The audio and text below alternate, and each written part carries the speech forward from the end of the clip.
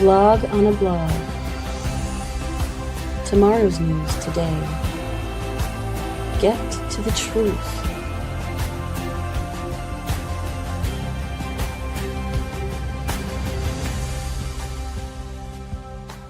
Listen, learn, live. Visit us at yadaya.com. Hey, well, welcome to the Vlog on the Vlog. It's good to have you back, Noah. If we have you, like routinely, we're going to have to get your avatar up there on a page like with Dr. Jeff or something. You're going to need to demand representation on the intro. You don't want to scare the kids. You don't want to scare the kids. Better keep my avatar off. Yeah. Well, you'd be like so many of the others. You're featuring about as many hairs on your head as we have, and much of the crowd. Yeah, I lost them early. Yep. Hey, I lost them early. Yep. Yeah. Fortunately, it's the one thing that I still have some left here. Yep. The weird thing about this particular post is that Trump, who is a sexual pervert, he's engaged in pedophilia and rape, and he actually was on a talk radio show, television show, where he was sitting next to like a 14-year-old Ivanka, his daughter. And he was talking about her in sexual tones. Look how hot she looks. She's so sexy. Yeah, I'd like to do her. And so he was talking about having sex with his 14-year-old daughter. And so what we have now with Natalie, the Der Fuhrer's Eva Braun, is incest by proxy. It's disgusting. Yeah. It is just disgusting. But it's incest by proxy, that's what we're witnessing now with the dumpster. There's nothing that he won't stoop to doing. And if you read this psychopath's letters and notes to him, she is really way over the edge in terms of an unhealthy relationship with a very unhealthy man.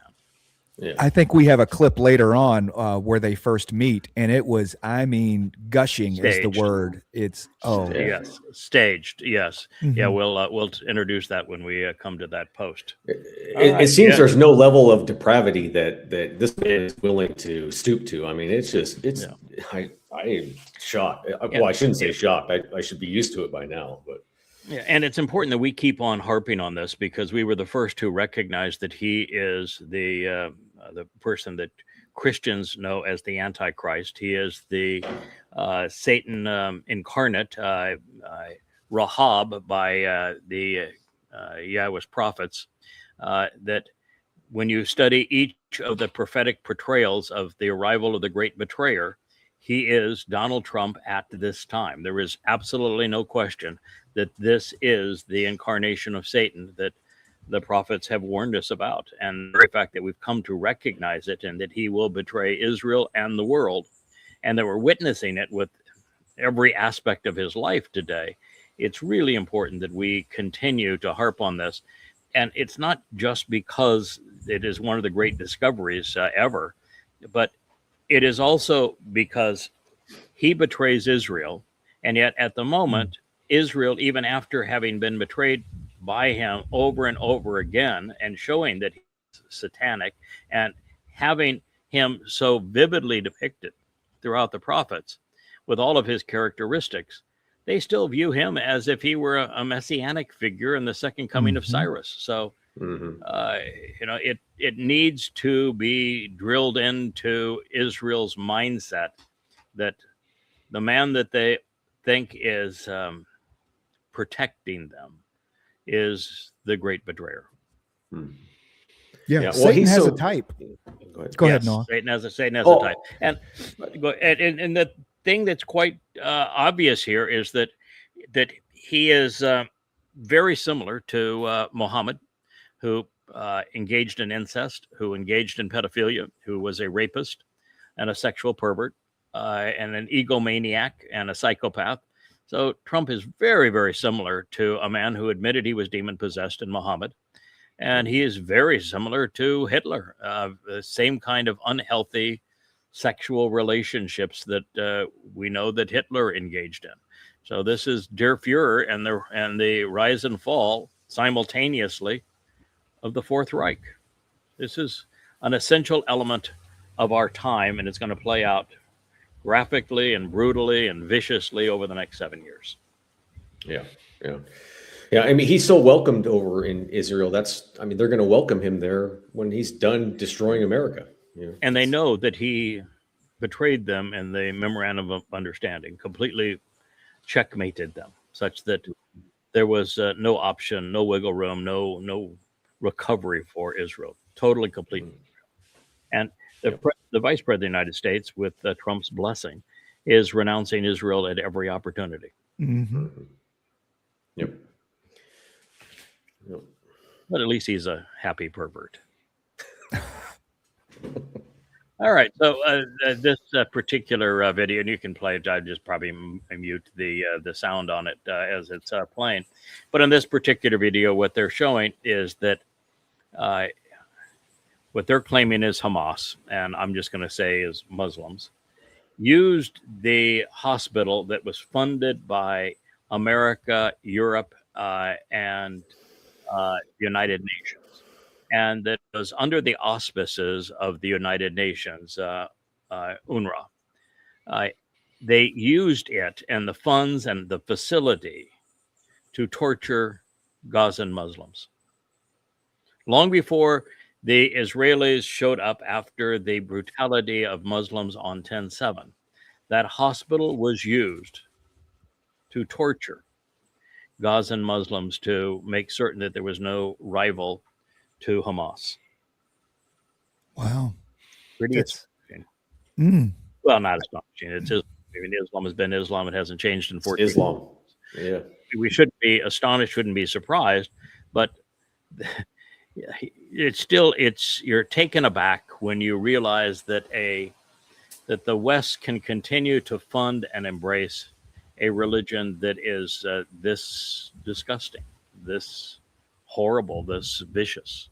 But it's always been the case too in Islam that Muslims torture, rob, abuse, kill, rape far more Muslims than they do non-Muslims. And so while they have been vicious to non-Muslims and killed 250 million of them, probably enslaved an equal number over the 1400 years of Islam, the fact is that they have been far more vicious towards Muslims than they have non-Muslims. Yeah. I just saw recently, I guess, Dearborn, Michigan is turning into quite the Muslim home front. Mm-hmm. Michigan, the Wisconsin, the same thing's true. There's places in Florida where that is true. It's really getting to be pervasive in a number of places in the United States where they are Islamic enclaves. And, fortunately, America doesn't have sufficient time for Muslims to take over the country, even with the Democrats promoting Marxist Muslims, which is, that's an oxymoron there if there ever was one. But there isn't enough time for them to get any serious influence in America politically, because America is going to be destroyed economically long before they rise to power. It's destroyed militarily, destroyed in every which way by Trump. It's only got 7 years left, and it's decaying at a very rapid rate. But if it had more time, Muslims would likely destroy it. They can't conquer it, but they can destroy it. It's like so much of the world that they colonialized. They destroyed it. They were parasites. Yeah, I wonder. I understand that they're not going to have much power politically just because of the time frame. I agree with that completely. I wonder with the pieces that are left as the economy collapses, and we have, for lack of a better term, the balkanization of the U.S. City states, that sort of thing. Islam is very, very prevalent in prisons, and so whenever those prisons open up because of lack of funds and whatever, that you're going to have very, very violent Islamic, there's a possibility of that because of the 8th surah of the Quran says stealing is lawful and good. Mm-hmm. And the Quran, murder is the highest calling of a Muslim. So rape is approved. Pedophilia is acceptable. So really, the most heinous things that people can do, including lying, are approved by Allah in the Quran and Hadith. So the more America moves towards anarchy with the collapse of its economy, the more you're going to see Muslims acting like Muslims, and it will be bad. And of course, it's the prophet Zechariah who says that 2 out of every 3 Jews are going to die in this 7-year period. 2 out of every 3 Jews can't die if the death is limited only to Jews in Israel. And since 40% of the Jews worldwide live in America, there has to be a jihadi killing machine for Israelis or Jews, I should say, in America. Particularly with the concentration of them and the easy identification of them as part of the Haredi cult in the Northeast, New York, and New Jersey. Yeah.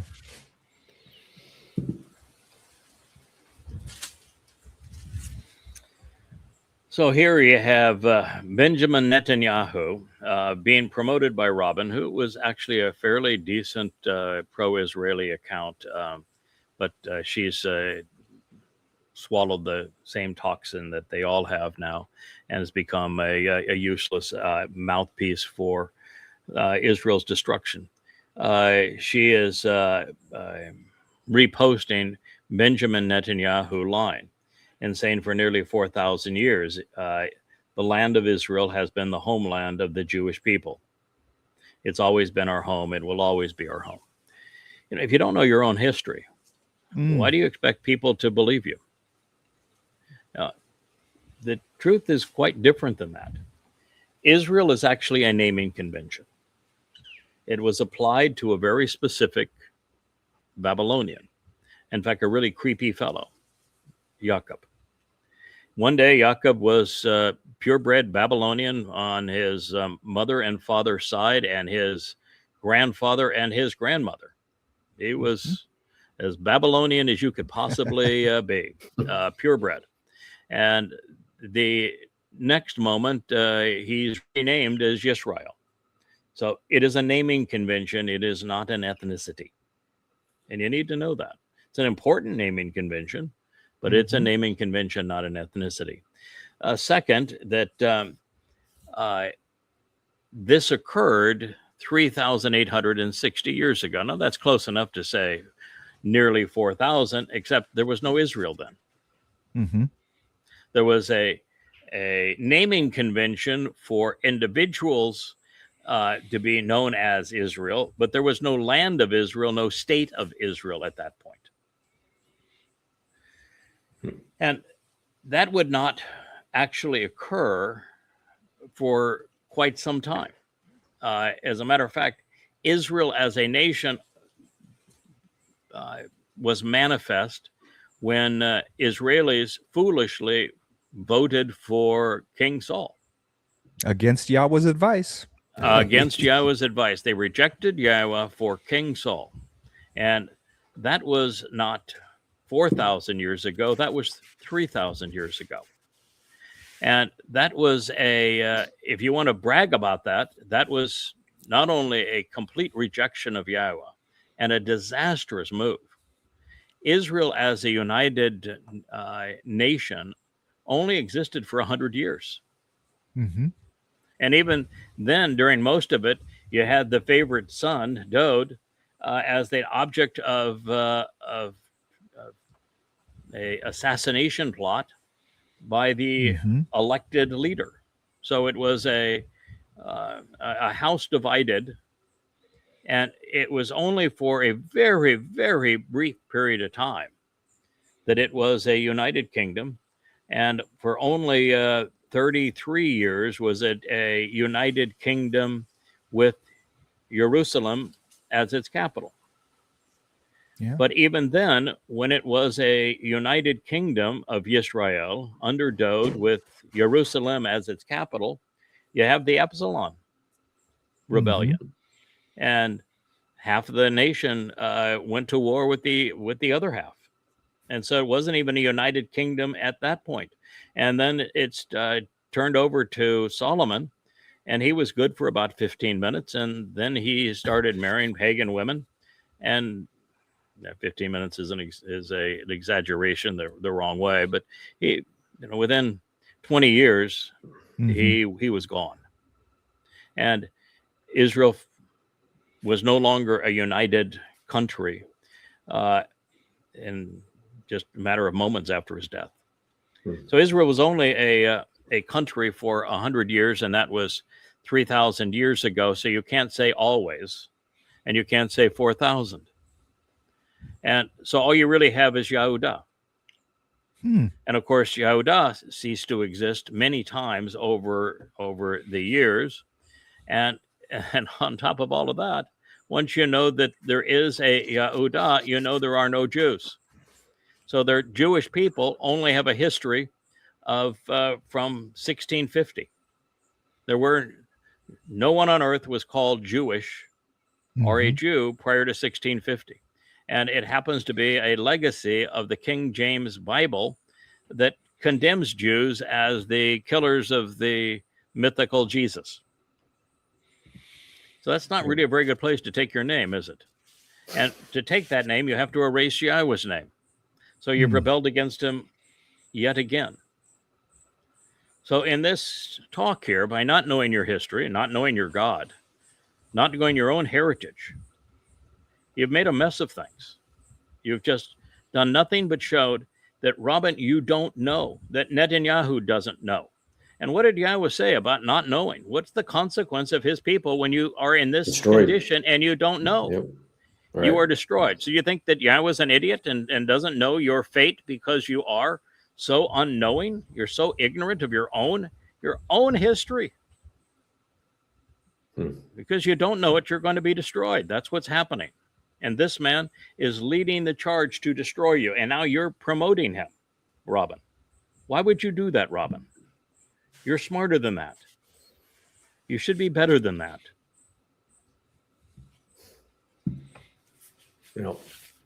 Did we determine, do we think Netanyahu is in the League of 10 Nations that align with? No, because he's got to be betrayed. But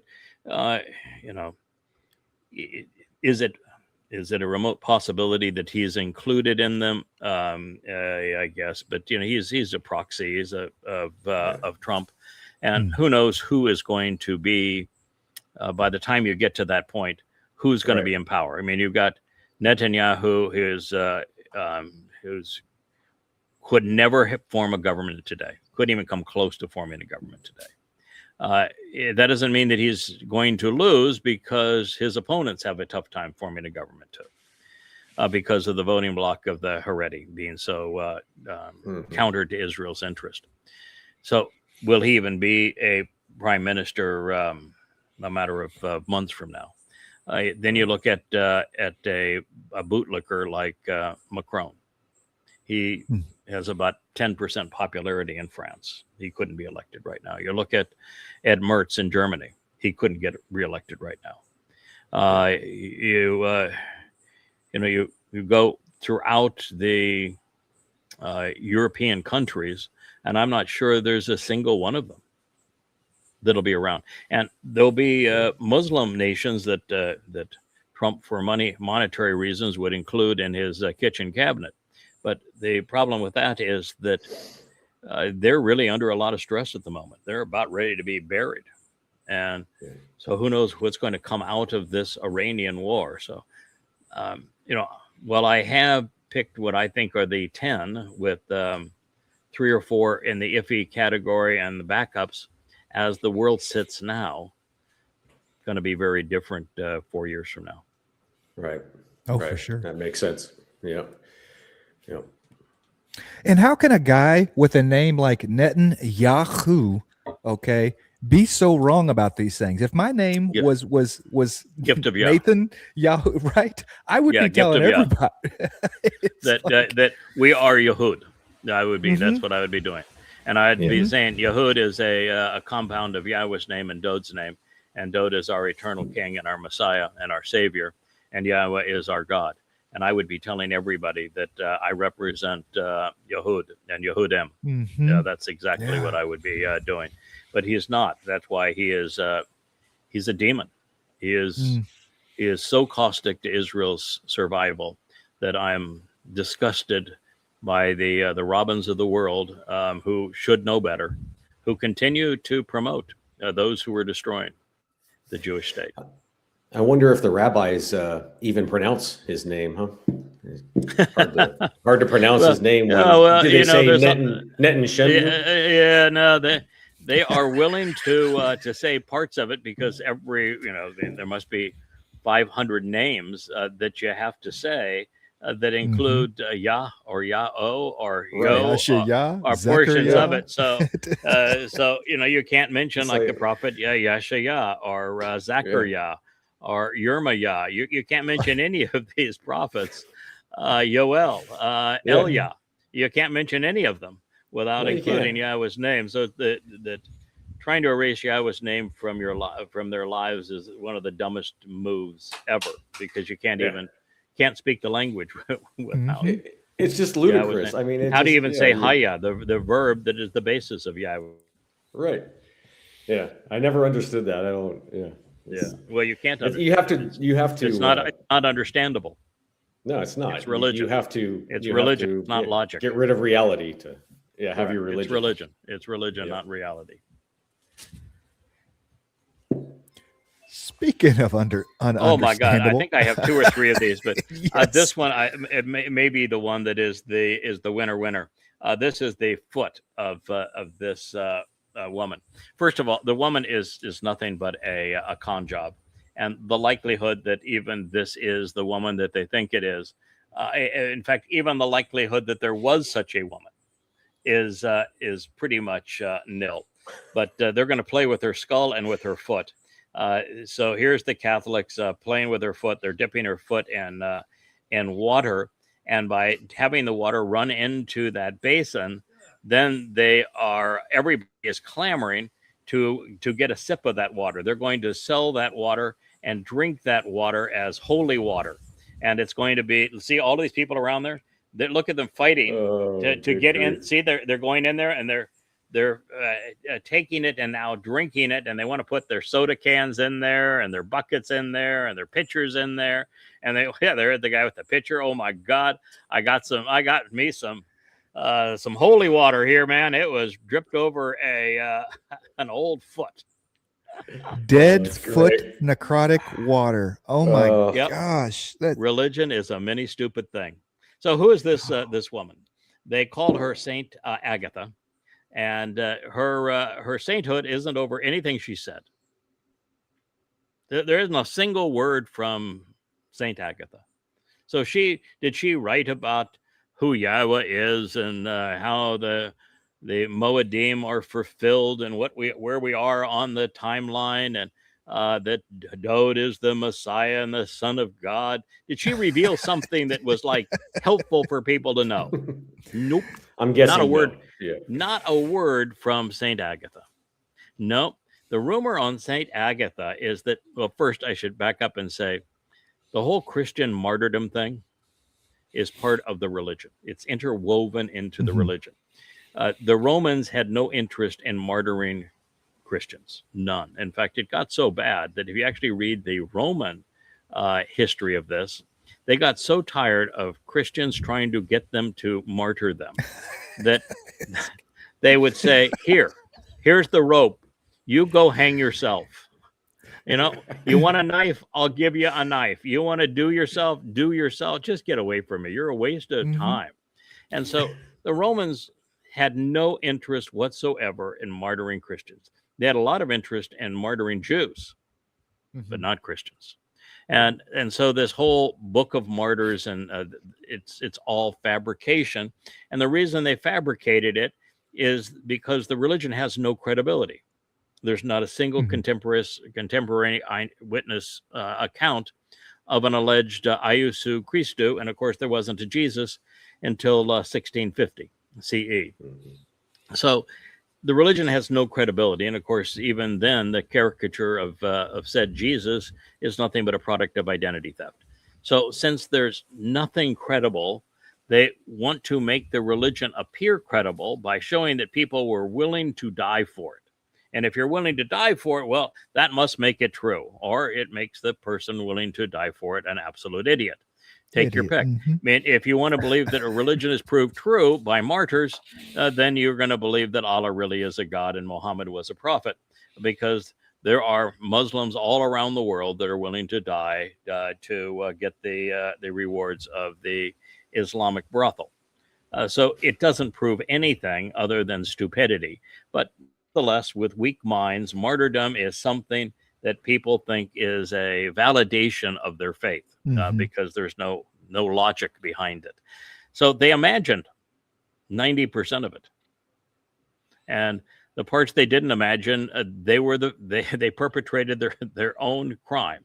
So in this alleged sainthood miracle, Miss Agatha was approached by a Roman who wanted to have sex with her. Now, why would the Roman say, "Hey, you're a troublemaker. You're the kind of people we're persecuting as scum, and I have the ability to have sex with any classy Roman gal that I want. I've got all of these slaves that are my slaves that I can do anything I want to, and yet, nevertheless, I want to pick a lowlife that is part of what we are doing as a empire that we are allegedly martyring, and I want to have sex with you." And her great victory was, "No, I must remain a virgin, so I will not have sex with you, so I can remain a virgin." And he allegedly decided, "Oh, well, then if I can't have sex with you, I'm going to carve off your breasts." Almost like he was giving fodder to what Muhammad would later write. And then we're told that to make her a saint, that Saint Peter came and he visited her in her prison cell, where she had the little flat chest at that point, but he healed her before her death. Now, why would she die if he healed her? And second of all, she was 3rd century, and old Pete, he would have been diddly-eyed dead in the 1st century.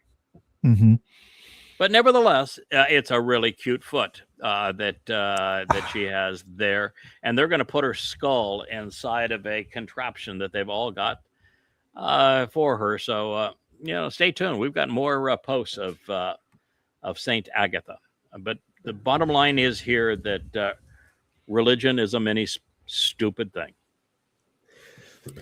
I saw one presentation of this ceremony where they were putting the skull inside of the Virgin Mary's head. I mean, it just gets Oh yeah, weird. well, yeah. We've got that. It's next. Oh yeah, okay. I think that's next. Yeah, okay.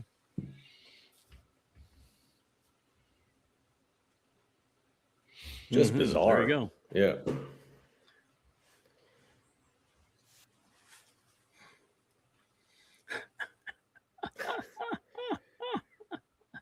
I'm so glad they're doing it with medical gloves, aren't you? Yes. Yes. That makes me feel so much better that it's medicinal, because I'm sure the last thing you would want is for her to, catch a germ and get sick and, like die or something.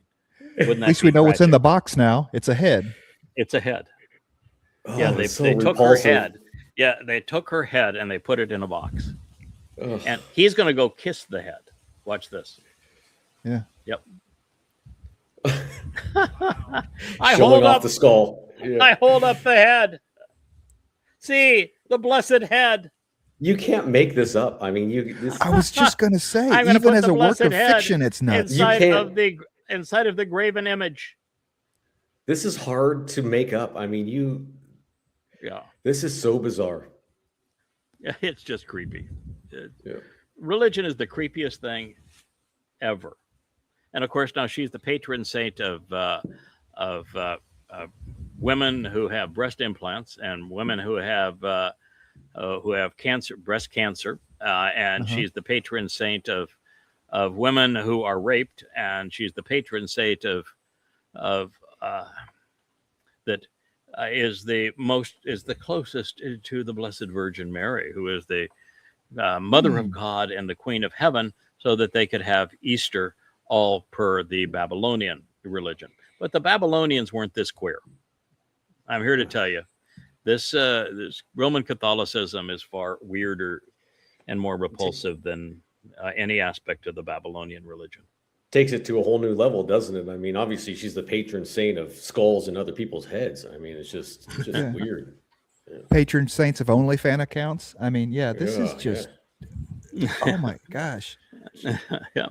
Yahweh says specifically, don't touch dead bodies, and if you do, you're dirty for 7 days, man. You know, it's Yeah, like, yeah. And he says, don't make religious images and don't be religious under well, any circumstance. yeah, it's They just don't see. Oh yeah, this we're gonna as parade it. religious, We're gonna parade it down the street. Yeah, there we go. Oh my God, this guy, Yeah. if I can touch, I just get near it. Oh, near it. That's so godly. All their religious artifacts and Oh yeah, there it is, statues and the skull is inside of there now. You can't make So this shit up. bizarre. No, you can't. Christianity is dumber than dumb. All right, there, all they sir. need now is a big silver giant vagina to stick a head into, just like the Muslims. Yeah, there Yeah. we go. Yeah, there we go. On the Kaaba. Yeah, there you go. Well, what is it? The Blackstone. Well, the Blackstone's all fractures. The Blackstone's having a tough time. Allah's cracking up. So this is a picture of, they raided one of Zelensky's cohorts, and this is what $1 billion in stolen wealth from the EU and the US looks like. These the Ukrainians have been grifters for a long time. It's the most deplorable cultural climate in all of Europe, and that's saying something, because you got a lot of really skanky people in Europe, but Ukraine is the worst, and the Ukrainians are doing what Ukrainians do: the graft and theft, and here's $1 billion stolen from the EU and from the United States, enriching the thugs that are now yanking people off the streets, old men, boys, and sending them to die as cannon fodder for the West. You should be so proud if you're an American. wow. So Trunk loads of cash. yeah, so they raided a facility that had this cash laying around. Is that what happened? What happened is that we don't do audits on anything. We send money, and we don't have a paper trail. The Department of Defense doesn't even have an audit system. No accounting system. No inventory system. It's just a black hole. You throw money to. When we were in Afghanistan and Iraq, we flew in C-17s filled with U.S. currency and just handed out pallets of it. And most of what is happening with Ukraine is just pallets of funny money of U.S. dollars and euros. These are U.S. dollars are just sent to them. And there is this mentality in the U.S. Congress that if you're sending them money, you're helping them. No, you're sending them money, you're enriching the thugs. Yeah. But there's no accountability, no credibility. But anyway, the U.S. found that one of Zelensky's co-conspirators was stealing the majority of the money that was going through his hands, as opposed to a minority of it. Someone like Zelensky that has access to all of the hundreds of billions that have gone into this proxy war, he only has to steal 10%, and he's a billionaire 20 times over. But the lower level guys have to steal a majority of it, and because he stole a majority of it, he got caught, and so he was arrested. They went into his office and his home, and there's car, and that's where they found all the stolen money. Yeah. I mean, that's a great point, right? I mean, you talk about foreign aid, and the foreign aid just goes to enrich the dictators or the small coalitions that keep. Look what happened with all the money that was given to Muslims in Gaza. Yeah. right? Mm-hmm. Yeah, not surprising. And then we And wonder that- why we have so much inflation when Right, you, and you the just heads of print money Gaza, and giving, right, the heads of Gaza, as they luxuriated in Qatar, were worth billions of dollars. Yeah. And the U.S. didn't learn the lesson. They still thought that sending money was a sign of compassion, and all they're doing is enriching thugs. Yeah, right.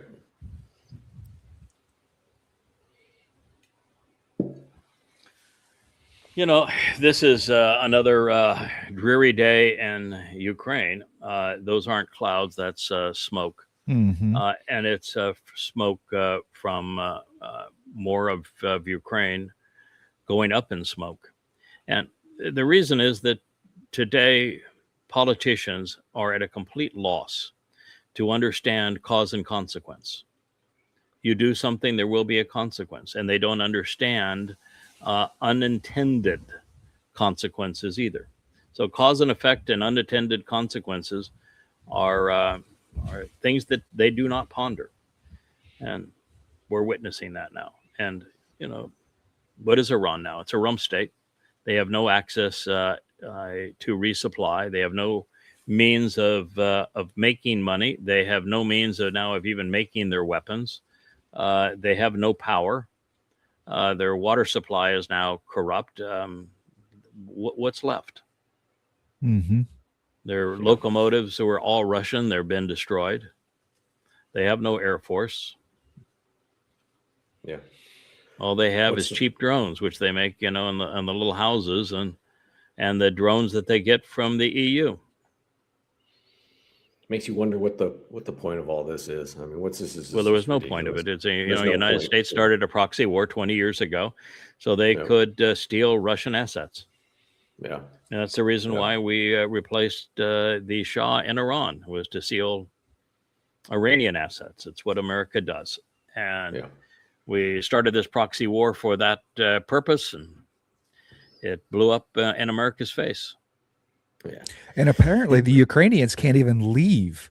I mean, No. otherwise Well, there would be. Half of them have. Half of them have. I mean, half of the But that was population of early, Ukraine is yeah. gone. Yes. Yeah, half of their population is gone. So they lost half of their population to either sending them off to die on the front lines, or they said, we want no part of this, and they left. So obviously, the reason that half of them left is that the last time there was really a fair vote in Ukraine, they voted for a pro-Russian government, and then America deposed that pro-Russian Mhm. government. And once America did, those who were pro-Russian left. Mhm. And so half the country's gone. How do you function in a society like this where you're getting bombs dropped on you? You don't go to work, obviously. You No. have a No, hard you go to time work. finding Can't- food. Yeah. Yeah, I mean, yeah, their warehouses are gone. Their means Yeah, of what do you do? distribution are gone. Electricity production is gone. Do you see any lights on in any one of those buildings? No. Oh, And it's no. still dusky. No, not a single light. No. I just They have no. It's like a total collapse of Heading society. into winter, they have no means of generating heat. Yeah. Mhm. No means of It's awful. distributing. Means of distributing food. But I guarantee And- Zelensky and no is more doing men just to fight. fine in his house. He's probably warm and air Oh, conditioned and yeah. Absolutely. It's always the Yeah. people that get the Screwed. worst of the wars. Yep. What else do you have there, sir? Oh yeah, here. Close up of the skull here. Yeah, this is. Yeah, you can play this just because this is really. It's just so creepy. And look at she has a face on this one. It's Mhm. like a That- horror movie. God, I think she's a blonde, isn't she? On that one. Mm-hmm. Yeah. It's Yeah. it's straight out of a horror movie. Yeah. It is. Oh yes, let me bow to it. Yeah. Uh-huh. Oh man. I'd like to set that up against Yahweh's second statement on the first of the two tablets. Thou shalt Mhm. not be religious. Thou shalt not create graven images. You shall not be associated with anything that is a depiction of of anything that is being used religiously. Oh, Don't Yep. do that. And then saying the father's parents, actually, because it's both. It's male father with the feminine ending makes it parents. Parents corrupt their children to the third and fourth generation. Y'all shouldn't even have to tell you to not do any Be of this religious. goofy stuff. Yeah. But still, the second It should be statement he etched in automatic. stone. Yep. Right. And Yeah. well, the first statement was, "My name is Yahweh. You're not going to exist with any other gods in my presence." So Jesus Christ would completely condemn every Christian. Yeah. Just the name. The fact And that Yah second- has to explain it so vehemently on a constant, it's amazing to me that he's even willing to deal with us at this point. I Yeah, can't. I mean, he doesn't like people it's- very much, but he does want No. people to be without excuse, and he does want us to prevail in the end, and at least have a remnant. yeah. So out of billions, we'll have thousands. I think he's very comfortable with just the family that we have right now, The because 2.5 billion Christians, they are not salvageable. The 2 billion No. Muslims, they are not salvageable. The billion Hindus, not salvageable. The billion Marxists, not salvageable. The billion conspiratorialists, not salvageable. So you've taken, what, 8 out of 8.2 billion people, and you've already made it impossible to reach them. So Yeah. we'll do pretty good as a percentage of the salvageable people. Mhm. Yeah, the number says a percentage of the total population will be, negligible, but amongst the people that are potentially salvageable, we'll have a pretty decent result. Yeah.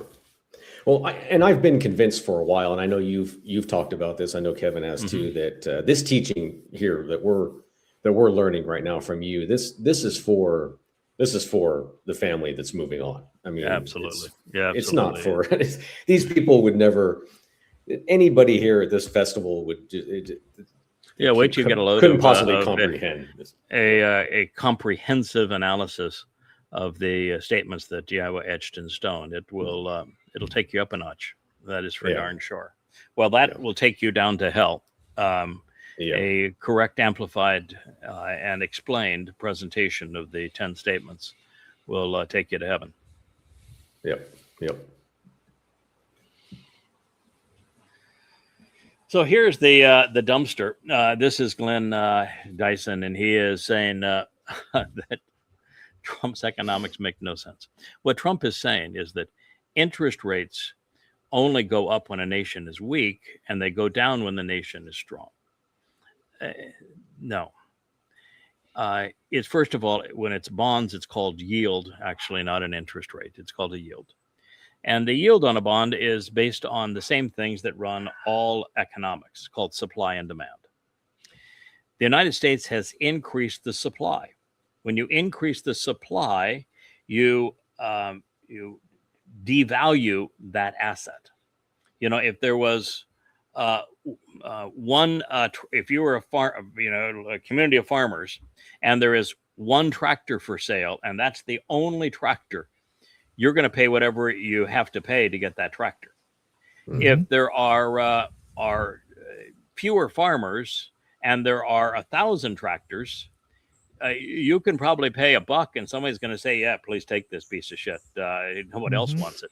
And so it is supply and demand. If you increase the supply, you have devalued that asset, and so we're in a position right now where America has grossly increased the supply, such that the currency isn't worth much of anything. And because we now have a track record of consistently increasing the supply, if you buy $1 at a certain price and you're paid back in dollars 10 or 20 years later, after somebody has messed with the supply by 5 to 10% every year, and now they have to mess with it by a big margin to pay the debt, then what you're being paid back in is worthless dollars. So that's you're putting $1,000 in, but the $1,000 plus interest you're getting back is really worth $500. So you're being raped. 30 years, it's yes. 30 years, it wouldn't even be 30 $500. years, it's $3. It's $3. Yeah, it's nothing. And so this is the issue, and the fact that the United States has weaponized the dollar. We weaponized the dollar in Iran with Russia. We've weaponized it with China. We've weaponized it with India, and And so once you've weaponized your currency, nobody trusts it anymore. And once you've proven that you can't repay your debt, you are certain to default. Why would somebody want to loan money to somebody who is certain to default? And the United States is certain to default. Mm-hmm. Now, Trump got rid of the last Fed chair that he actually appointed because he would not lower interest rates. And Trump demanded it. And now interest rates are going up. The yield on bonds is going up faster than any time that we can remember. It's now back to the point of the last recession in 2008, and there's no restraint on it. And at the same time, inflation is going up because we don't have a buyer for the bonds. Japan was the largest buyer; they're a seller. China was a large buyer; they're a seller. The EU was a large buyer; they're a seller. Once upon a time, Saudi Arabia was a large buyer; they're a seller. Russia was even a buyer. And of course, they're not anymore. So without buyers, the U.S. can do is to increase the monetary supply, to create the money that is pretend money that is used to buy the bonds that nobody wants. So by doing that, what you're doing is you're devaluing your currency so that you have to have even a higher interest rate on your currency because of the fact that you're devaluing it. So it's a death spiral. And at this point, at 5% on $40 trillion, you're adding $2 trillion a year to the debt, even before you have the deficit and income versus expenditures, which is almost $2 billion. So at this point, we're adding $4 trillion of debt to the deficit every year.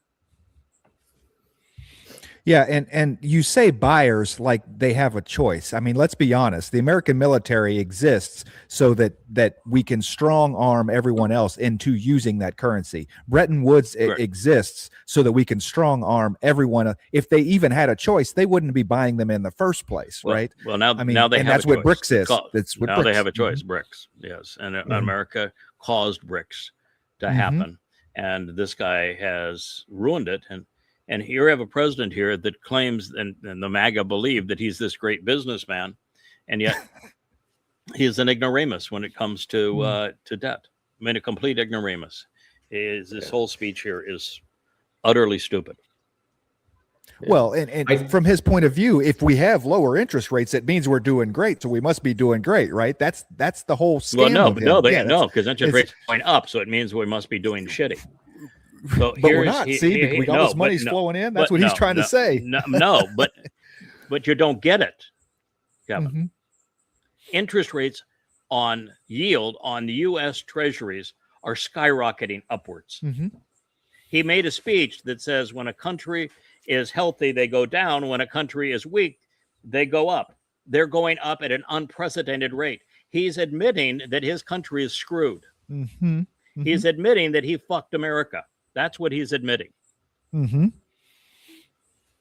Yeah. That's how stupid by trying he is. Oh yeah. No, by tying an increase in yield to the health of a nation, he has demonstrated that and acknowledged that he has screwed America, that interest rates were very low when he came into office. They have skyrocketed. And as a result of that, by his definition, he has screwed, blued, and tattooed the American economy. Congratulations, idiot. You just confessed to your crime. But you're too stupid. And your MAGAs are so stupid, they don't even know what you just confessed to. Or that you're an ignoramus on basic economics. This economics is not a complicated thing. Yeah. And yet he is clueless. Yeah. It doesn't really matter because he'll just blame it on Biden or Kamala or Hillary Clinton or whatever other Democrat. So if that's the case, then why has the debt risen more under Trump than anybody else? Right.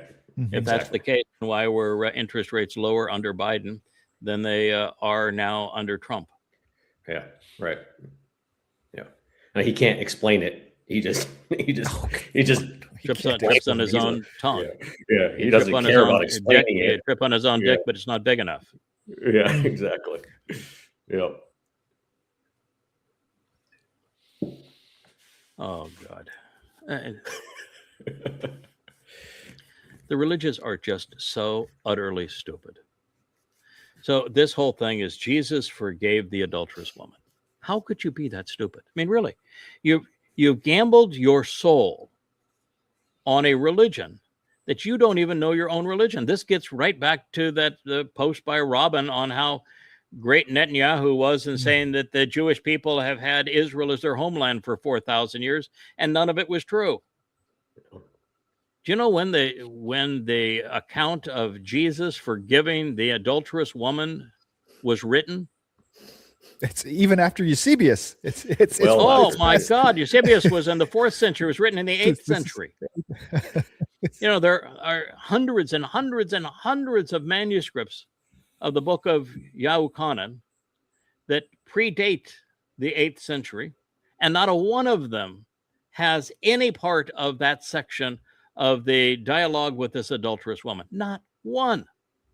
And all of a sudden it shows up in texts someplace in Asia. And they like it so much. Oh, well, we'll put that into the rest of it. That line, oh, he was without sin, throw the first stone. That's a real beauty. Oh, well, we like that one. It was made up in the 8th century. Yeah. And Jesus didn't exist until the 17th century. And oh, by the way, if said Iusus said this, then he would not be the Messiah, because he'd be lying about what it says in the Torah. Mm-hmm. Every part of it was wrong. There is a way to forgive the adulterous woman. It's in Numbers 5. And it isn't about telling the audience, he who was out guilt cast the first stone. It's about the sacrifice of the Adam of Perah. And so if you actually knew what you were talking about, you would cite Numbers 19 and Numbers 5 for the cure and understand who the players are that are going to deliver it. But you're too stupid that you quote a line that was written in the 8th century, 700 years after the non-fact, after the myth was originally conceived by Paul. Yeah. So how could you be that stupid? And as for Muhammad, stoning isn't something that was ever done in Arabia. Never. Lashing is what was done in Arabia. The Quran speaks of lashing a woman who is accused of by one man of being adulterous. And her reply means nothing. She has to get 4 men to vow that she was not adulterous. And if she cannot get 4 men, she gets just 3 or 2 or 1 or none, then her defense is her confession. And it's by flogging. The only reason stoning has any mention is because rabbis sold Talmud readings to Muhammad. So even that part is damn embarrassing. So reminds me faith under pressure, you have bursted under pressure. You are a numbskull that has no clue what you're talking about. Yeah. Yeah. Reminds me of the witch trials, right? All they had to do was say that you were a witch, and then you were burned at the stake, right? Oh no, they had you have no defense. It's like they tie you put weight on your feet, and if you don't float, then you're a witch. Sometimes they had them such that if you lived, then you were a witch, and if you didn't live, well, then we made a mistake, but you're dead anyway. Most of them were actually done that way, so that if you died, well, we goofed. So sorry. God have mercy on her soul. And if you, and if you lived, well, that was proof that you were a witch. So now we got to really go after you.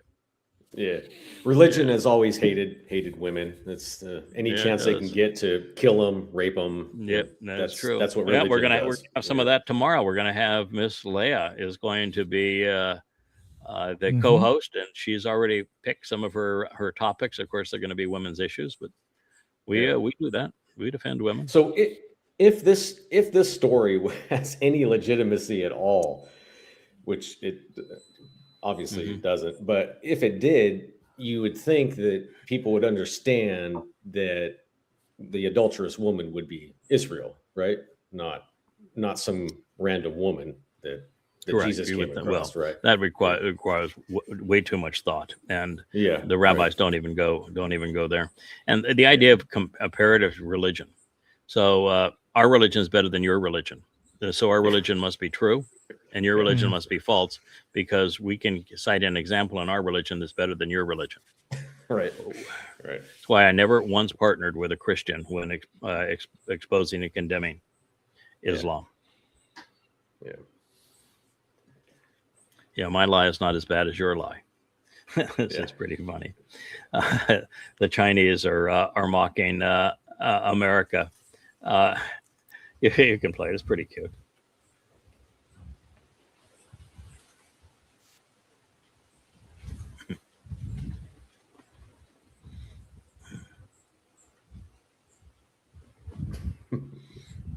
We don't have sound. I don't know why. Do you not have sound? No. Hello, Oh, we do now. it's Hello. me again. Fancy another round of investment? It's risk-free for me. See? Wait, you just borrowed new money to pay the old bill? We call that refinancing. How are you still getting loans? Shouldn't your financial situation have gotten you blacklisted by now? Well, everyone needs my dollars, and my IOs happen to be denominated in my dollars. Convenient, huh? You're getting close to the debt ceiling. Maybe you could put something back? Are you crazy? These are urgently needed. I know what your priorities are now. And if I hit the ceiling, I'll just move the ceiling, like I always do. Who's gonna handle the debt finally? Relax. Just kick the can down the road. Future Eagles will handle it. There you go. Yeah. Where did the Chinese get Alec Baldwin's voice? I mean, I that was going to ask is the same thing. Yeah. Pretty clever. And of course it's true. In fact, the cartoon understands finance better than does better than the Donald president. Trump. Yeah. So they did have to make the eagle much smarter than Trump, though, for the Mhm. little cartoon to work. Yeah. Can you just see Ava Braun, Mr. President, sit down. I want you to watch this this a minute and Yeah, 20-second Yeah, presentation. you'll understand economics a lot better. Yeah. Because I And like you tanks. saw- I need more tanks. Yeah, you saw Yeah, all they the might all the take- toys he had were all weapons. I need more tanks. I need more airplanes. Yeah, more Urgently airplanes, more needed. jets. Yeah, more war machines for killing. Yep. Okay, sir. Oh, so Dr. Malouf is a smart man, except for the fact he's a Christian. So he's also a comparative religion sort of a guy. But what he likes to post is to have a Islamic cleric say "Death to America, death to Jews," and the problem with that is it's anecdotal. Mhm. That is the one argument I will never ever promote. I'm wholly opposed to anecdotal arguments. An anecdotal argument is to say, I know a Muslim, and that Muslim is a decent human being, therefore the religion must be decent, without any knowledge of what the Quran and Hadith say. And the opposite is also true. A Muslim says, death to Jews, therefore the religion must be horrible. No, anecdotal evidence is a waste of time. It should not even mention it. If you want to be effective and you still want a little video, then play your video and then copy and paste any one of the many thousands of "we kill you" citations from the Quran and Hadith as they are presented in the 4,200 pages of goddamn religion. It isn't that hard. Do your job. Prove your point. Then use evidence and reason as opposed to being anecdotal. Mm-hmm. A good Muslim is someone who has died for Allah, and the next best Muslim is the one that is waiting to die for Allah, right? I mean, it's that is correct. And the worst of all Muslims, the hypocrite, is one who is not willing to kill and die for Allah. Mm-hmm. Yeah, you can't just die for Allah.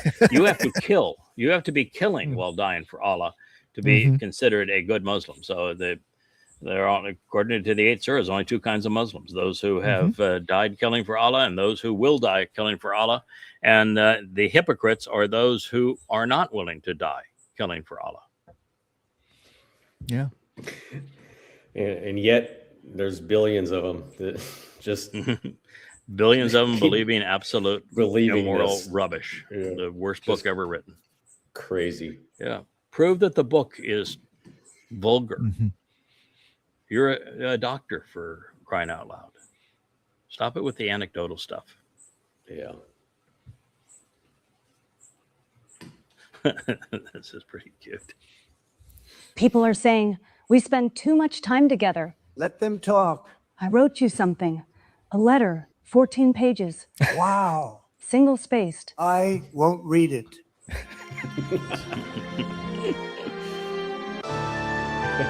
There's something I have to tell you, and it changes everything. Whatever it is, we'll face it together. It's the generic ballot. We're down 4. Oh, I thought I got you knocked up. She's onto us. She doesn't understand what we have here. What if she asks where we go at night? Tell her Iran.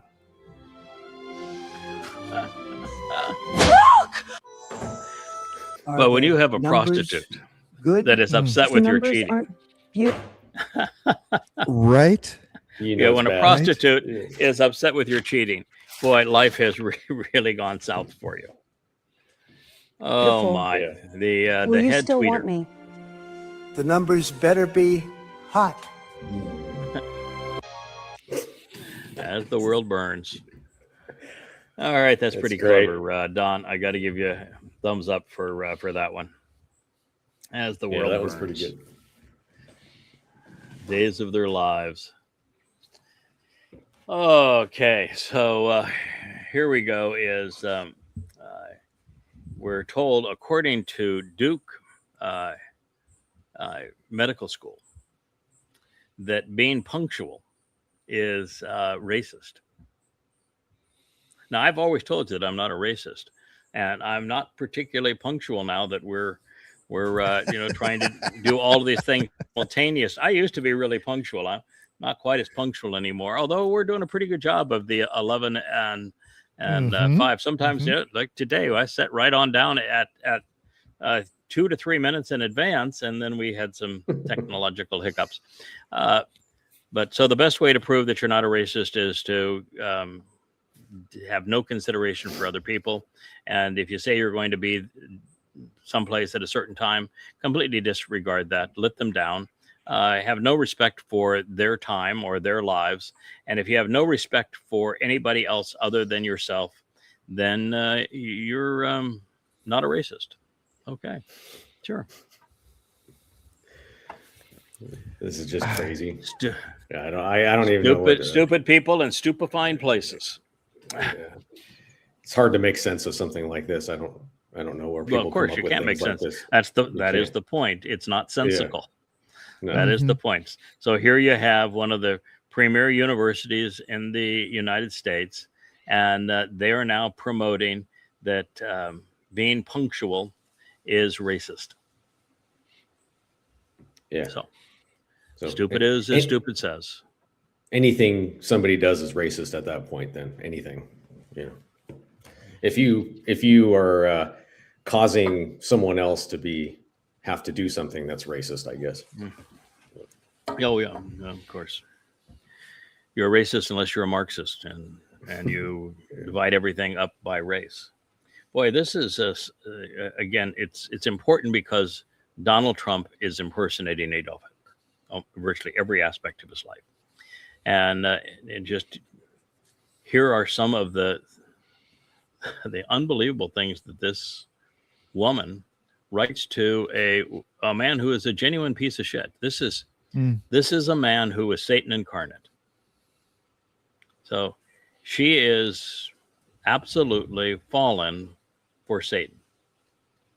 I want to get back to that synergy where we talk about everything and nothing.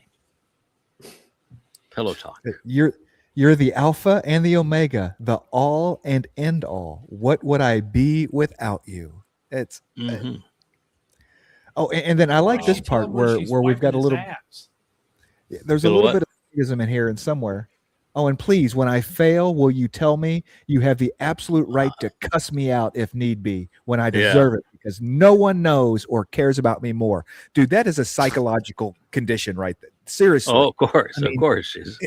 She's got it joking. bad. There's a serious. Yeah. Yep. Wow. Yeah. That's I've heard of brown nosing, but good grief. This good grief. Yeah, she is the epitome of brown nosing as the head holy smokes. The head tweeter.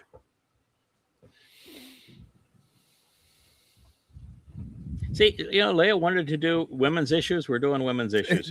Right. We started with two women. We had And the World Burns. There's nothing more feminine than As the World Burnt, right? Soap opera. Yeah. So here, this is Trump running for president in his first term. And he's having this interview where he says, nobody knows debt like I know debt.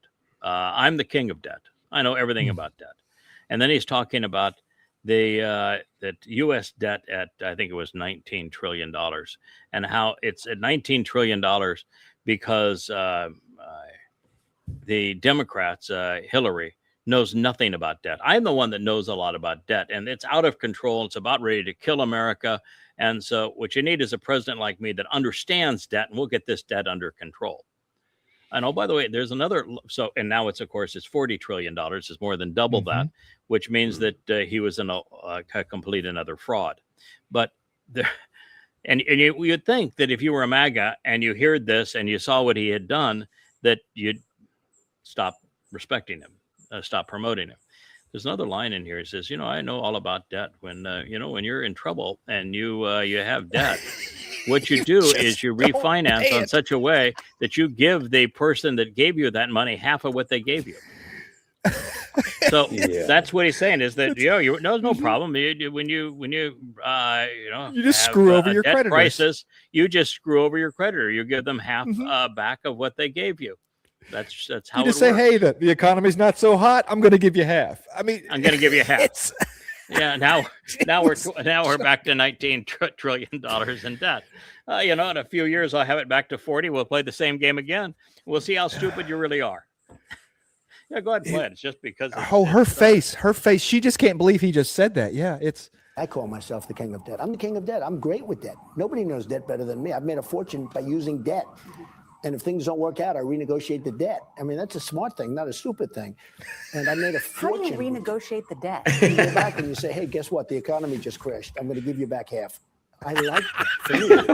I don't like debt for the country. I like debt for my company. But I don't like debt for the country. For the country, we have $19 trillion in debt.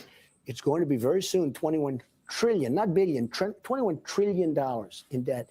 And I will tell you, we are sitting on a time bomb. And Hillary Clinton doesn't have it's now a gone clue. off at 40 trillion. And President Obama has pretty much doubled the debt since he's been in office. It's always the other party. Yeah, pretty much doubled. Okay, and what did I just do? It's always the Democrats. Yeah, they're responsible for everything. God. Mm-hmm. Now, you're gonna take half. It's okay. Well, every bit of this was evil. I mean, this was really evil. This was a completely immoral man. I'm going to screw my creditors. The people that were kind enough to loan me money, I'm going to screw them. That is what this says. And it also says that 19 trillion in debt is a ticking time bomb. It's devastating. I don't like debt for the country, and it's been doubled. So The one thing that stands out in this, though, is if you were to compare that speech to something that that Trump has said in this term, what you would notice is that Trump has gone from immoral, a thief, a con man, to a blathering idiot. Yes. These are, well, what he is saying is maniacal. He is talking in complete sentences, and everything he is saying is related to the point. He can't do that today. Yeah. So you just listen to the difference and the ability to process information and speak. So he, as I said, in his first term, he was egomaniacal. He was a narcissist. He was grossly immoral, but he wasn't demon possessed. In this term, he's demon possessed. And that's the difference in these two Trumps. Yeah. I think bankruptcy has been a staple of his economic plans for a long time also. I think anytime he goes, he just files bankruptcy. He made a fortune. What he inherited from his father, who was a slumlord, if he had just put it in a mutual fund in the stock market, he'd be worth twice what he was worth. Yeah. So he didn't make a fortune. The man bankrupted casinos. There is no other meme other than that. I mean, the house always wins. It's people know that, you know what I mean? It's like saying that I don't know, he ran the IRS and lost money. Yeah. All right. So this is the Bank of England, and the Bank of England froze Venezuela's gold, essentially confiscated it. And who knows why Venezuela's gold was in Bank of England, other than it serves as collateral if it's there to borrow dollars to engage in trade. And even though it belonged to Venezuela, the Bank of England, which is like everything that is English, they've been thieves. I mean, England has been thieves for well over 1,000 years. Global thieves for over 1,000 years. So they seized it. And now Big Daddy, the ultimate slumlord and the godfather, has told England, that's my money. I stole Venezuela fair and square. That's my money. Send it to me. And the Bank of England is sending Venezuela's 31 tons. 31 tons of gold to Trump. We've become a nation of thieves. And always thieving, not to the United never States, achieving. not to Fort Knox. They're sending it to Trump, just like the oil. I'm right. It's it's the oil revenue from Venezuela goes into a Trump bank account in Qatar. Yes, it's like hard to believe that the world is this upside down, but it is. Satan is in charge. It's like crime bosses paying tribute to the and of course, crime boss. what in the world are you going to do with money? It's essentially worthless. I know, I understand why he wants the gold, but it'll be worthless too. You got to have something to trade it for, or the gold has no value. So here again, this is another one. This is Kosher, who was also an intelligent poster, but they've just all doubled down on around the man who is destroying them. And it says here, the Kosher, Benjamin Netanyahu has always been right about everything. And yet they've been played. There is, in this case, it's the one time where he actually mentions Islam in this speech, but he calls it radical Islam and extremists. There is no radical Islam. There are no extremists. And this is the same man that 99.9% of the time will talk about Fakistinians, and he'll talk about Hamas and not Islam. And he doesn't know squat about Islam. And he does business with Muslims all the time. And so his ignorance of Islam, the Quran and Hadith, and Kosher's ignorance of Islam, the Quran and Hadith, is the very ignorance that will destroy them. And so rather than being right, they are not Sadak, they're raw. They're wrong.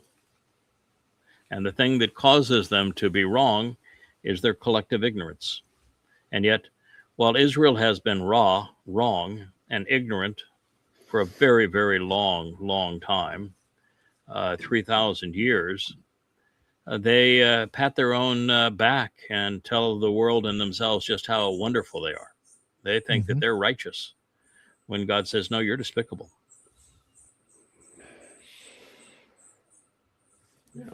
Yeah, they're continuing. This is why it's going to be a miracle of God to find a couple of thousand Israelites that'll be part of that remnant at the end. Couple olives, just a couple olives. Just a few olives out of 15 million people that we know of. It's going to be single-digit thousands. Mm-hmm. And it's because of this mentality by the koshers, believing the politicians that are destroying them, believing the religion that is destroying them. I'm sorry, you're in real trouble. They've spread that. Kosher is part of the problem. There's, you go through the 10 statements that etched in stone. There's no mention of dietary laws or kosher food, not one. And that was the primary thing that caused rabbinic Judaism. Is they said, the Torah doesn't really say much about what you can and can't eat, and therefore, if you're going to be kosher, the only way to be kosher is to have rabbinic laws, and they justify their Talmud for filling in the void that is there in the Torah, not recognizing that the Torah was never about food. Mm-hmm. Or obedience or law or, Yes. Yeah, the very fact that there's no mention of a cross or a phylactery. There's no mention of belief or faith. There's no mention of Judaism or Christianity. There is no mention of a New Testament or a Talmud. The very fact that there's no mention of a church or a synagogue. There's no mention of prayer or worship. And there's 10 statements and not a single reference to any of those things that are the basis of religion. And yet the second statement that got etched in stone is overwhelmingly and vehemently anti-religious. And yet the religious claim that their religion was based on it. It's just stupid. But Netanyahu is the same. List of things you can't do. Yeah, Netanyahu, God would say exactly the same thing about Netanyahu said about Saul. By choosing him, you have rejected me. And that's true of you, kosher. By choosing him, you rejected Yahweh. Yeah. They've been very successful at keeping Islam isolated from, by just saying radical Islam, they can separate and make Islam still good or call it Hamas, or call them Palestinians, or ISIS, or call them Hezbollah, or say it's the mullahs. That the problem is Islam. The problem has been Islam for 1,400 years, and if you can't say it and you don't know it and you can't make a case for it, then you should just shut up and stop making a situation by talking about the man who has destroyed your country and saying that he's the one that's right. Yeah. Because I can assure you that because of you have done that, Yahweh views that you have rejected him. And you have. Kosher.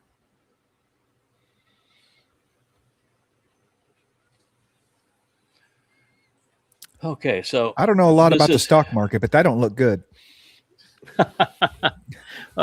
What they're saying here is that the bond market is what prices everything. Money is priced based upon the bond market, and you use money to price stocks.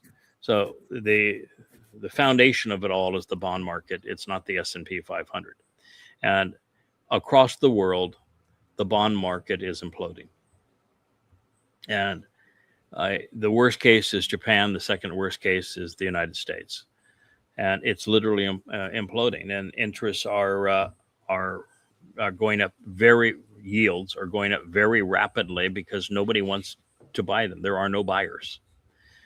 And so when there are no buyers and you need enormous amounts of it, in the case of the United States, you need 4 trillion every year for the new debt, plus another, 2 trillion for the new debt you've generated, and 2 trillion for the interest on the old debt.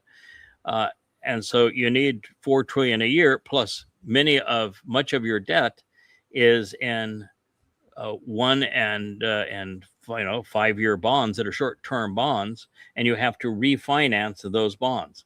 So every year you need something like 7 or 8 trillion dollars of new buyers, and there's not even a $500 billion of buyers. I'm not even sure there's $100 billion worth of buyers.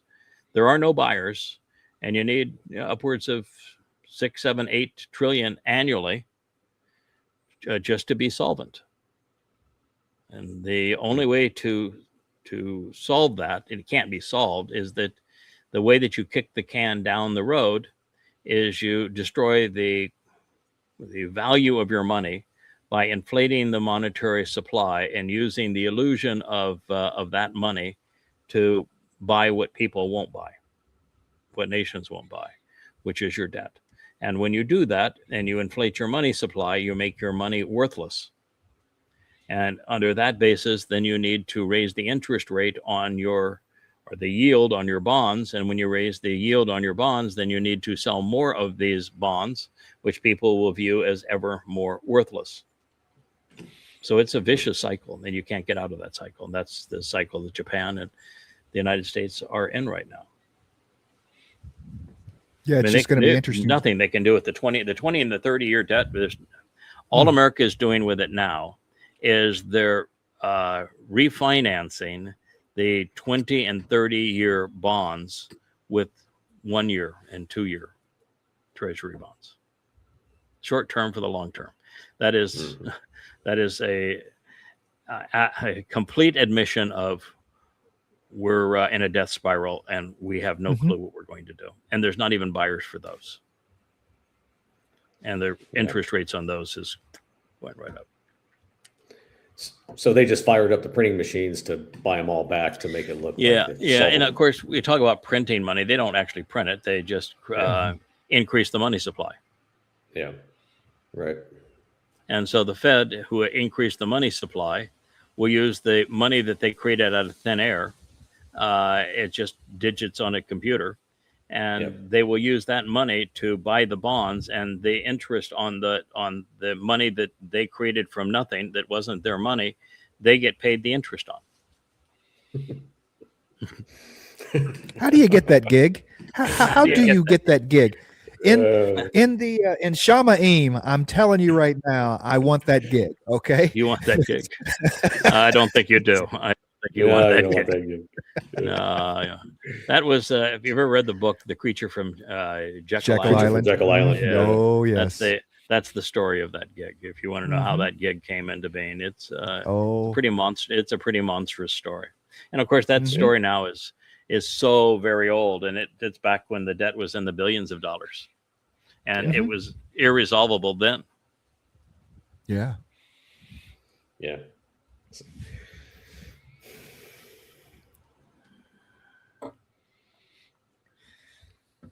So they have a little Qatar problem. Not only is Trump into the purse of Qatar, but Witkoff got bailed out of his Park Lane Hotel fiasco by money from Qatar, because specifically Qatar was looking for Americans that had access to politicians, in this case Trump, that they could bribe. And so Witkoff was salvaged from bankruptcy on his Park Lane disaster by Qatar for the express purpose of buying influence with Trump. And then they started doing deals directly with Trump in the many billions of dollars with Trump and family. So these guys are both hugely compromised. And so this is this idea that they want to somehow work out a solution with Qatar, but both of these guys are compromised, is what Noah Berg wants to say. And Trump wants to punish every country who financially helps the Islamic regime. That's his new thing. I'm going to be the the toughest economic penalties in the history of economic penalties. And what he's basically saying is that I'm going to have more penalties on anybody that does business with Iran. And we'll talk about that in just a moment. But the fact is that Qatar is probably the number one Iranian proxy in terms of playing with Iranian oil and monies and funneling monies to the Iranian regime. So if you betray Qatar, you've to somehow punish Iran, then you've further inflamed the Arab Sunni fiefdoms that are the basis of the petrodollar, and you destroyed your own economy. So you can't play that game. And the guys that gave you a jet. Yes, well, the worst part is that Qatar announced yesterday through their foreign minister, formal address, sat down, TV cameras on, the foreign minister of Qatar, and he said the war has to end. We can't sell our gas, and we were 20% of the world's supply of gas. The world can't buy our gas, and that's devastating for the world. It's devastating for us. There's only one solution, and it requires Trump to go back to the agreement that he signed on the Memorandum of Understanding, which of course is a surrender document for the United States, and for us to abide by the agreement that is being reached between Iran and Oman, pursuant to the management of the Strait of Hormuz. That is the only solution. So Qatar is saying, we're off the Trump bus. We're agreeing with Iran. The Memorandum of Understanding, which is surrender for the United States and removal of the United States from the Middle East, and the payment of war reparations and giving control of the Strait formally to Iran, is the only solution at this point. That's pretty bitter, man. When that was your chief ally. Yeah, that's not good. By the way, the Iranians have changed their position slightly on the Memorandum of Understanding. And they've now done this with a full vote of their parliament. And that is that the previous agreement had the pacing and the mechanism for repatriation of the stolen wealth of Iran that is returned, and the war reparations that would be played out during the negotiation period. Now it is all up front or no discussion. All up front or no end of the war.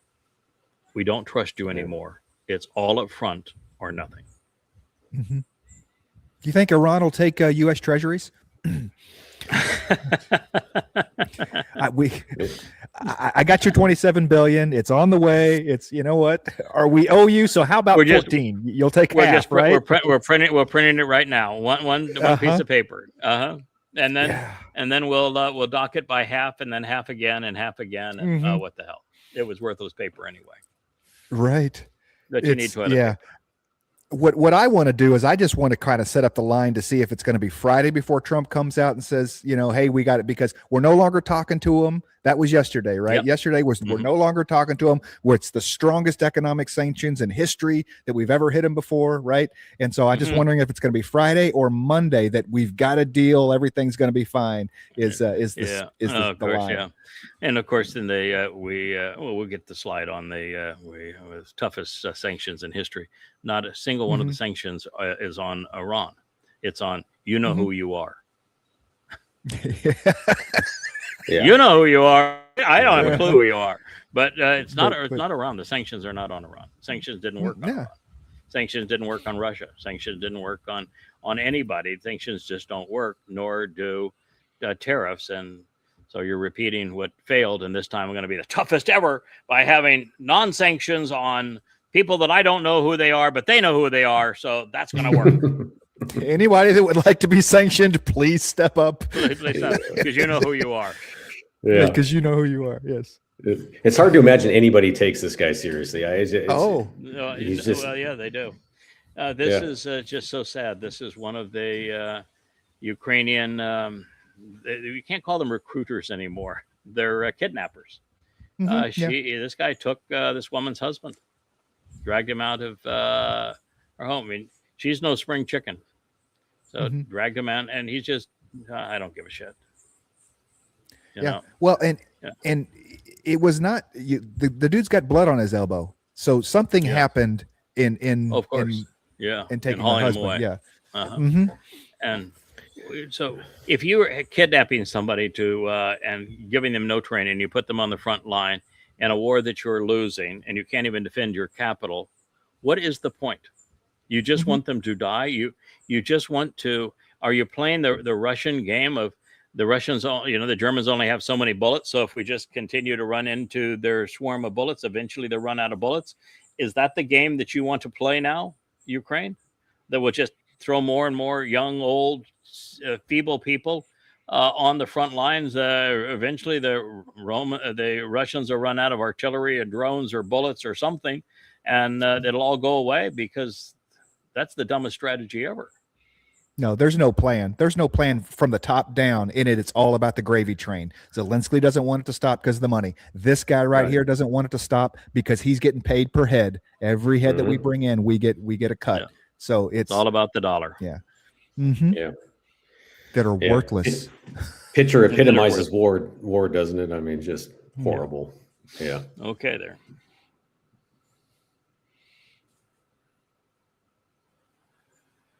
Okay, so this is really myopic and narcissistic. You've got Trump talking about, boy, I've got the best granite driveway ever. And then this, we have Miracle Grow on the grass. Boy, what a great company. They donated to my reelection. Really great company. Yes. Yeah, the world is burning. He is destroying the U.S. economy. He has completely disavowed the Constitution. Oh, we can listen to it. It's there he is. But let's talk about new front driveway. line, right? Yeah, it's the best granite ever, and this is the best lawn ever, and it's dirt. And we're going to use a Miracle Grow because, well, they donated to my last campaign, and they're the best ever. What a clown. Donated the flagpoles, one on each side. This is a great pole. This is the top of the line. It's Top of the line flagpole. This isn't a straight up and down job, which looks Not a terrible. straight up and down job, man. No, it's a tapered job. Great. I'm very good at flagpoles. I'm really Very good at flagpoles. Look at this. She's laughing. She can't. What's their premiere date? You know? Oh, yeah. What are you going to do? Okay. Next. Just laugh at him. Yeah. Mock him. Idiot.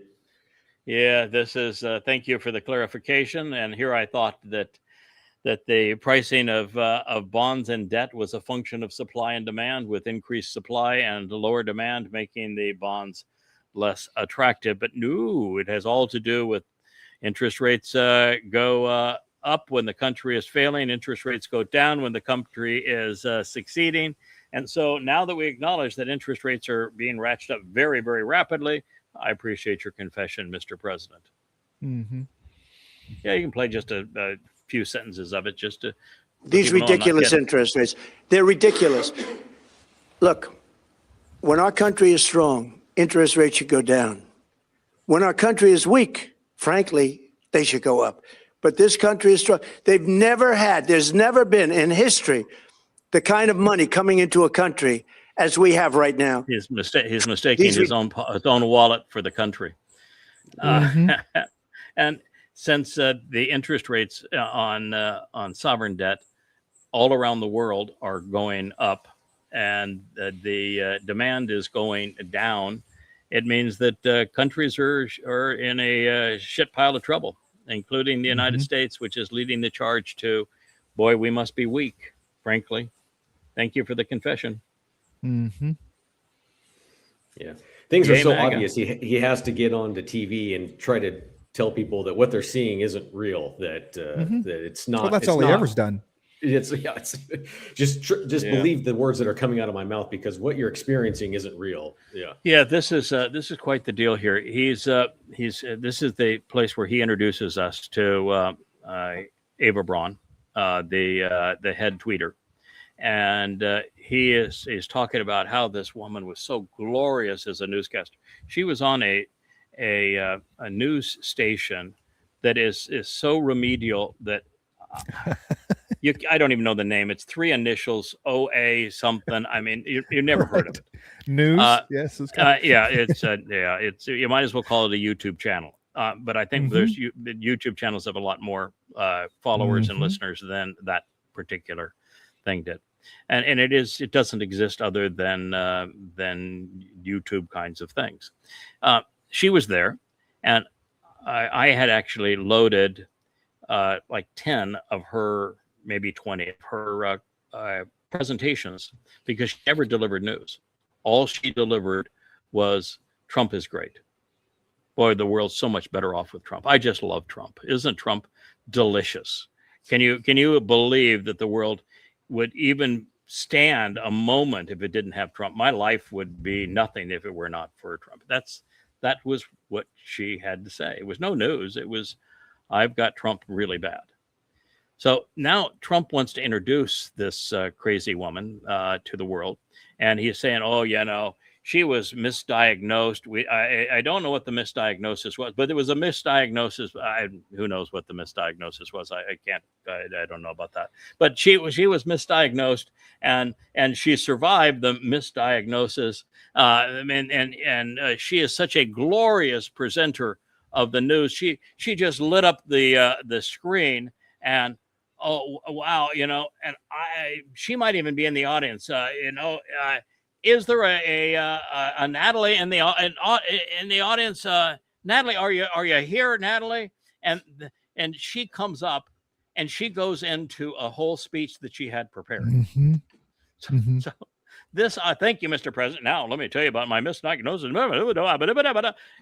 It is as big a setup and con job as the assassination attempt that nicked his ear. It is. It's so obviously a setup. It's just a joke. That's what obviously staged. Yeah. Oh yeah, staged. The whole thing is staged. You can play just a little bit of it. You get a feeling for how disgusting it is. The story of an incredible, unbelievable young woman who was battling rare bone cancer. They made a mistake. A doctor or hospital made a mistake. She called it it was a medical error. Her name is Natalie Harp, and she lit up the television screen like very few people I've ever seen do it. And she talked about how they were preparing her for death. And because of Right to Try, she's now living and I think doing phenomenally well. And somebody said she's here. Are you here, Natalie? Is that somebody said she's here? Will you come up here, please? Come up, Natalie. And she just gushes and then goes on and on about the Good Samaritan story. I mean, and how Trump is it's. Oh yeah, she had a prepared speech. Are you here? Yeah. Somebody says she's here. Are you here? It's all staged. Wow. Blue dress. Huh. Yeah, weird. Thank you, Mr. President. We all know the story. I know you're going to give a speech. That's why I lowered the mic. What you don't know is I was that forgotten person on the side of the road, the victim of medical error, the number 3 cause of death under the previous administration, and left to die of cancer. So, okay. So, if you actually had bone cancer, which is what he claimed she had, how is you getting bone cancer medical error? How are you the victim of medical error if you actually have bone cancer? I mean, you can't claim that you've recovered from bone cancer because of and your bone cancer was a medical error. If you're claiming that you had it and you recovered from it and you recovered because of a medical error. Right. But beyond that, this was obviously staged, and I just wanted to show it because it's how rank amateurs go about staging stuff. The freedom. She didn't give it any time at all. She just went right into the speech. Yeah, she didn't. Oh, of course. Oh, and he moved down, lowered the microphone. Oh, yeah. Somebody said you're here. Oh, really? Yeah. Oh, okay. Gee, it's time for the speech, isn't it? Yeah, go, Natalie, go. She's a horrible actor. Yeah, so is he. All right. Yeah. What do we have? Well, next there, everything sir? he learned from drama is from Vince McMahon and the WWF. So I mean, Yeah, that's okay. Every day is like a National Lampoon skit. Yeah. it is. This is play a little bit of this. It's kind of an interesting approach to condemning Palestine as a prison camp, and how it goes all the way back to it looks like that's Stalin there, and and the Grand Mufti and the like. So in my view is, of course, with overwhelming and undeniable evidence that shows that Fakistan and Fakistanians are an ethnic slur and a complete fraud. Why would you go to this extent to take something that is this unique as an approach? I don't understand it, but anyway, it's worth a couple of minutes of just listening. There is no such thing as Palestine, not because I say it, but because no one can prove it ever physically existed. It has no coinage, no capital, no classical literature, architecture, religion, or ethnic foundation. Its only reason to exist is to oppose the existence of Israel. It is a Schrodinger's paradox, an idea that only exists when seen and vanishes when challenged, a diplomatic fiction that became currency. The people of Gaza, Ramallah, Jenin, and Nablus are a manufactured population. Their ancestors were not conquered by Israelis, but placed there by Arab and British regimes. Their origins are Syrian, Egyptian, Bedouin, Circassian, Sudanese, Kurdish, and Balkan, brought in by Ottoman That's and all British true. import drives for labor and militia recruitment. Many were criminals, exiles, or undesirables expelled by Arab states, just like the Baha'i prophet was exiled in 1868 to Akko in Judea by Qajar, Iran, to what was then the most deprived corner of the Ottoman Empire. As at that time, Akko was known as a disease-ridden prison city. Okay. After 1948, that's Egypt and anecdotal. Jordan... That's anecdotal. Doesn't prove anything. So my point was, the first part is true, but she doesn't actually offer the proof. And it's easy to offer the proof, and she ought to just stayed there. But then she wants to, it's a prison camp, and she goes into anecdotal evidence, and anecdotal evidence has no value. So I don't know the purpose of this, Addie, but nevertheless, I did want to have people hear it. Let's go on to the next one there, Kevin. So this is another anecdotal thing on Islam. This person says Islam is not here to coexist. We were sent to dominate the world, to extinguish and wipe out every other religion. We are superior to everyone else. That's why there isn't a single meaningful accomplishment ever in the history of the Islamic world. There's not a single decent university there. They don't make anything there. And it's the shithole of the world, which is why there's so many refugees that are trying to leave the Islamic world. So that is what this person is saying. And again, it's anecdotal. The far better approach, Alexander Duncan, is if you want to present anecdotal evidence like this, then back it up. You can go to yada.com, to Goddamn Religion, and my preference would be that you read the whole book, all 5 of them, 4,200 pages of evidence from the Quran and Hadith, so it's undeniable. And then once you know it, wield that information wisely. But if you're just a lazy and you're just a dumb TikToker, then take the other approach, and that is go to the last volume and look up under fighting, jihad, war, terror, any one of these topics. And I've got thousands of quotes from the Quran and Hadith that you can present as evidence to validate your point. And then you're just not another bum out there throwing shit against the wall. Right. Yeah, okay, sir. The Quran condemns itself, so why not use the Quran? I mean, Correct. it's and so does the Hadith. Mhm. The only difference in the Quran and Hadith is the Hadith is much better documented. Yeah. But like you said, it's far better, more important to understand why Islam is like that than just going to the back and throwing a quote out there. And it's far better to He's understand. not throwing a quote. He's not even throwing a quote. He has a video of somebody making paraphrasing things and with no attestation as to where the quotes that he's paraphrasing come from. That is absolutely worthless. If you want something that has merit, go to the scriptures. I mean, I destroy Islam by going to their scriptures and attacking their scriptures.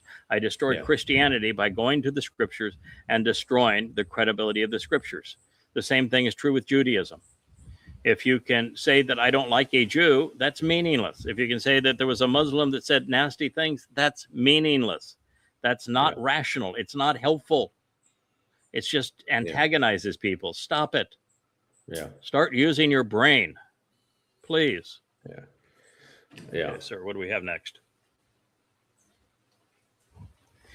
This is the statement by Qatar. It's worth seeing. You're going to have to. Well, actually, it has a translator, so you can listen to the woman say it. She is actually going to say that the only solution is returning to the memorandum of understanding.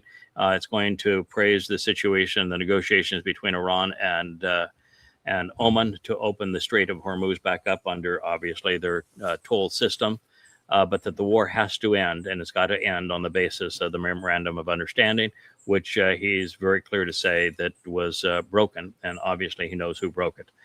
So this is Qatar absolutely eviscerating Donald Trump in the United States. And with agreeing with the MOU, saying that the United States needs to get out of the Middle East. Yes, they need to leave. That is correct.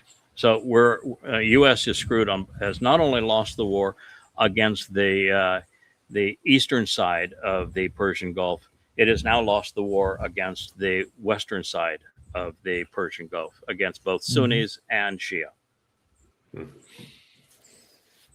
We watching?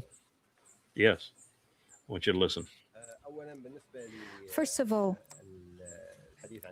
regarding how to describe the region, let me confirm a few points. First, the ongoing efforts is focusing on de-escalation and ending the war. Now we are talking about an escalation that took place recently that included what happened regarding the violation of the ceasefire and the tensions at the Strait of Hormuz, the closure of the strait, etc. So we are focusing on this issue and making sure we go back to what has been mentioned in the MOU and going back to the negotiations efforts. These are ongoing efforts, as I said, but we are still waiting to reach an agreement between Sultanate of Oman and Iran regarding the Strait of Hormuz. And this, as I said, will help us to go back to negotiations. However, we need to confirm as well that the conflict as we see it now, or the crisis, represents a threat for everyone. And we are not here implementing in a normal way what has been mentioned in the MOU. We are not implementing the roadmap as of now. However, as far as we're concerned, we continue to implement or exert efforts, and we believe that the only way to move forward is a ceasefire, the opening of the Strait of Hormuz, and going back to normal or freedom of navigation, and going back to the negotiations. The only way to go forward is the MOU. 300 billion upfront to the Iranians, 325 more for the repatriation of the stolen assets. United States evacuates the Middle East and there's no more petrodollar. Israel is checkmated and cannot defend itself and cannot engage in any conflict, and is totally and completely left out and betrayed. Can't even engage in Gaza or Lebanon or any place else in the world. And then the Strait of Hormuz, according to the MOU, is controlled entirely by Iran. All they have to do is negotiate with Oman, but nevertheless, the strait is controlled entirely by Iran, and they can tax whatever they want. That is what that agreement said. And there is Qatar, one of Trump's absolute favorites. And he's telling the world that Trump violated the MOU, and he needs to get back to it. He needs to end this damn war, and the only solution is in the MOU, which is American surrender. Yeah. Surrender, and their buddies want to surrender too. Yeah, I don't think you can get more devastating than that. Yeah. And of course, you have UAE is sending emissaries to Tehran to negotiate a similar kind of an arrangement. And Saudi Arabia is all over BRICS at this point. It's over for the U.S. It's lost, and it crashed its own economy in the process. Countries are tired of getting missiles lobbed at them. I mean, they're just. Or America making promises that it bails out on, which is exactly what the prophets told Israel would happen regarding Rahab, Donald Trump. Says you're going to make concessions because he's going to make promises to defend you. When it comes time to defend you, he's going to do nothing. Yep. And that's exactly what happened with the Arab fiefdoms on the western side of the Persian Gulf. America abandoned those bases. Those bases got destroyed. They were completely wiped out. And then America lost the war and has no solution. It signed a surrender agreement and violated their own surrender agreement. And so now he's gotten, we'll have to at least go to the point we see his post of the day. I am going to impose the greatest financial economic warfare than the history of warfare. It'll be greater than any economic warfare that's ever been perpetrated. And we'll get those dastardly Iranians who haven't been willing to negotiate. Well, guess what? They negotiated. You agreed to their negotiation, and then you violated it. And this is, we're going to sanction those who do any business with Iran. You know who you are. Oh, by the way, the largest, well, let's see if we can find that one. The largest business dealings with Iran are with China and Russia, both of which are impervious to U.S. sanctions. I mean, at this point, Trump's going to go down as probably the instigator of one of the most horrible environmental disasters in the history of the world also. I mean, you're going to, all these ships that Iran is blowing up in the Strait of Hormuz. I mean, there must be oil slicks washing up now. I mean, this got to be horrible. Yeah, you're talking about an economic or an environmental disaster in a place that essentially has no life. Right. So, but yes, it is certainly an environmental disaster of what's going on there. But it is a place devoid of life. We've got Kevin trying to find our. I think that one next one right Social there. Post? I think that's that one is it right there. Okay. So we'll have to bring up what Trump wrote so we can see it. It's the lower part of it. Yeah, there it is. Yep. Hard for me to read at this point, but that's as big as I guess it's going to get. So it begins by. Is that better? Oh, there we go. Okay. So this is the Trump social post, and it is a verifiable post. This is a copy of it, but I was able to verify he actually wrote these words and posted them, or Natalie did. No one has given the Islamic Republic of Iran greater opportunity to take a deal than me. Now it's no longer make a deal. I think that's take a deal. Well, maybe it's make. It's make. Okay, make a deal. Okay, make a deal. Well, let's begin there then, Mr. Me. They have offered you they offered you actually 3 agreements. Before you bombed them, they offered to surrender all of their enriched uranium, and you bombed them the next day. That was pretty stupid. Then you made a big fuss of how you've agreed to terms. Everything has been worked out. It's all based on the 10-point plan, and we've agreed to all of it. And then we did an entire show of what was in that 10-point plan was complete surrender. They go over to finalize those meaningless little details, and of course, they recognize they can't agree with any of this. It's abject surrender. Then it gets even worse.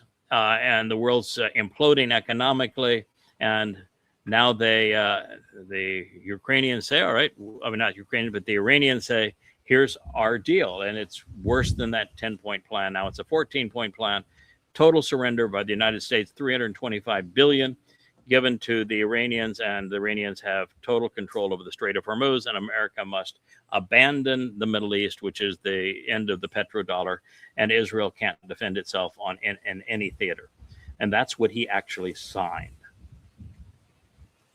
And then he violated his own agreement. the next day. So you are lying when you said you gave them a greater opportunity to make a deal. They made a deal. You agreed to it twice, actually 3 times, and then you reneged on it. Tragically, it's you who was tragic. And why would you capitalize it? For them, they have failed to take it. So what did they fail to take? Every deal that has been discussed has been the one that they have offered the United States, which is surrender terms for the United States.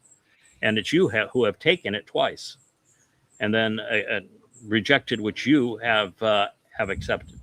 Therefore, today I am announcing, this is all in caps again. The head tweet, it must be the Capitol girl. Most crushing economic operation ever taken against any country. So this is a crushing economic operation. By the way, if you're going to have a crushing economic operation, who are the victims? The people, the people that live in that economy, the yes. citizens of that, not the leaders. Right, the citizens of that country. So you're going to try to crush economically the citizens of Iran. These were the same citizens you incited to rebel against your government and said that you're going to have their back. You just keep right on rebelling, and now you're telling them, "Boy, I'm going to crush you like you've never been crushed before." That's only Satan can make that kind of a statement and put it in all caps and put an exclamation point at the end of it. This will be economic warfare, which is illegal, and isolation on an unprecedented scale. Their Navy is gone, or we're back to this again. And by the way, they never had a Navy. What they have is fast boats that lay mines and that act as torpedoes to sink ships, and they're working very well, thank you very much. And America hasn't even dented the quantity of them. So their neighbor is gone. That is an absolute lie. They never had an air force. They don't want an air force. What they have instead are missiles and drones, and they have more of them now than when they started the war. So that point is a lie. Their military factories are now rubble. That's not true. They are distributed, and they are buried, and they're all operational. That part's a lie. Their currency is worthless. Well, you are definitely having an effect on their currency. That is, but by the way, if you want to, what they say that you shouldn't throw stones if you live in a glass house. Your currency, sir, is also worthless. Their country is hanging by a thread, as is yours, based upon your policies, piece of shit.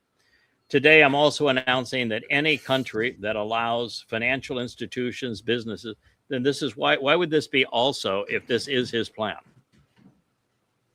So this, is it the planner? It's not also if this is your plan, your economic warfare, that I'm announcing that any countries that allows its financial institutions, businesses, airports, or government entities to provide any type of lifeline to Iran will face tremendous economic consequences. Well, Iran is part of BRICS. In fact, they're now part of the BRICS Bank, which means every country that is part of BRICS is doing that. That would include Russia and China. And the last time you tried to play economic warfare with China, you got your clock cleaned. I was going to say, the big C on the end. Yeah, anybody that tries to play gamesmanship economically with China, you're done. I mean, China is absolutely insulated from any negative consequence and can deliver a blow that would bring a country to its knees. So you can't do that. And by the way, India is part of BRICS, so you can't isolate them either. Brazil is part of BRICS, and you can't go to war with all of South America. And South America is far more in bed with the Chinese than they are with you. And so that plan you cannot do because they're part of BRICS, and BRICS is eating your lunch.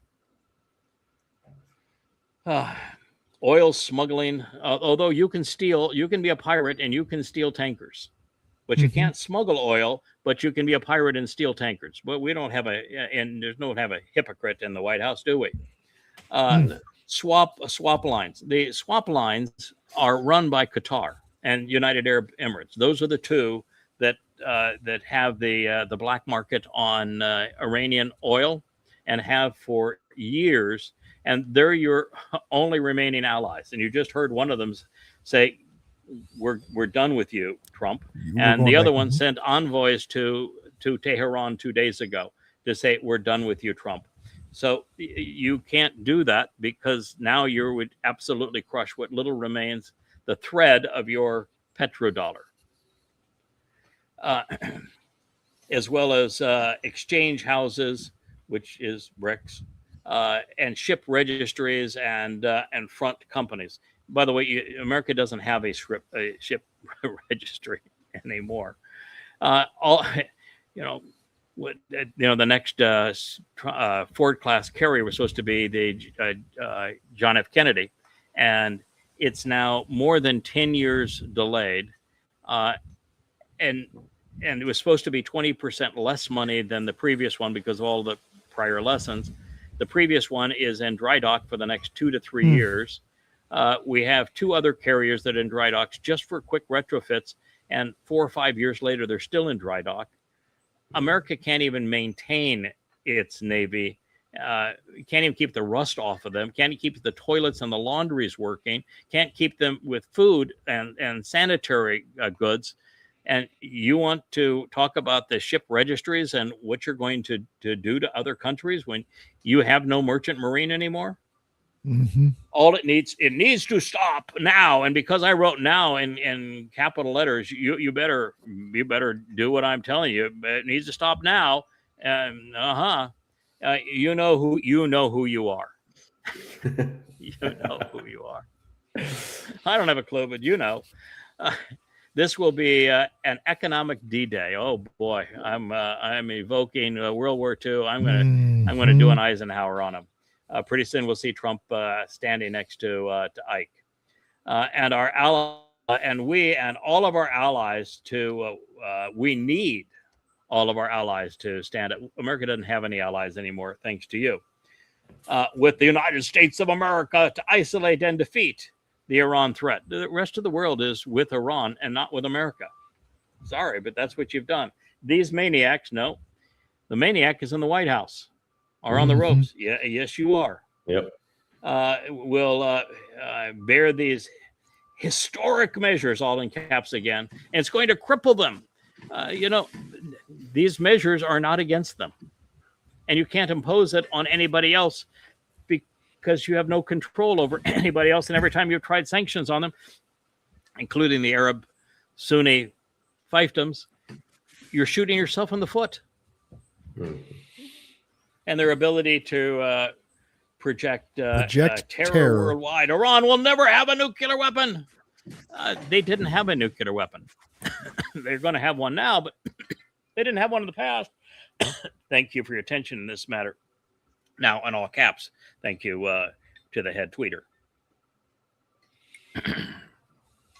President Donald J. Trump, my alpha and omega.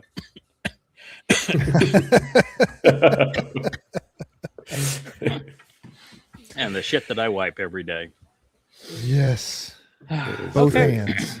I'll leave you with that. If you think that is the voice of a sane man, if you think that's the voice of some who is not demonic, then you're probably a MAGA. Yeah. And I pity you. Yeah, you have to be. Yeah. You have to be. I pity you. You all have right, to my be. friends. Yeah, we're at 2 hours. No, it's always great to have you. I see you moved inside. You got a little hot, I guess, there outside there. Or wherever you I had an were. awful sun reflecting on my face, and I couldn't take it anymore. So I moved over. Yeah. No, I saw that. I like the fact you're making the effort to be outside. It's you can see you go outside, your hair blows all the. I wish my hair blew. Yeah. Well, that's true. In your case, you wouldn't have that problem. No, I don't have that problem. Yeah. No, to beat the wind. But it's a good mustache you got going there anyway. I know. I've been curating this mustache for a while. So, how are you guys going on your program on the words, the letters, the grammar, the insights, the vocabulary, the lexicon of Hebrew?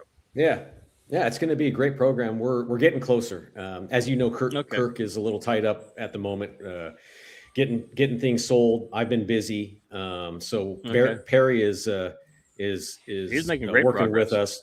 Yeah, Perry's Yeah. making Yeah, great he's making great progress. And we're going to have some Yeah. great shows with Perry's research, and Yeah. once we get lined up here, we're gonna nail it. Okay. So it's gonna be great. Yeah, I know. Yeah. Kirk's moving. He's moving into the Santa Rosa foothills. It's a really pretty place that he and Yeah. Sylvia have acquired. Are you making any progress in the sale of your winery? Yeah, as you know, so we did sell and we did move to a lot smaller place. We're still in Southern Okay. Oregon, but we did sell, and So you're out of it. You're out of it now. Okay. we're out of it All right. now. Yeah. All right. So and I have a little what is more the time. current? Oh, that's good. All right. Well, it's excellent.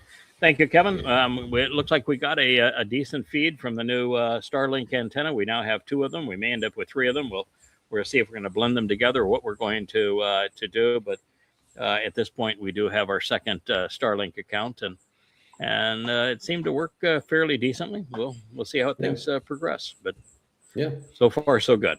All right, gentlemen. Thank you. Always great. Thank you.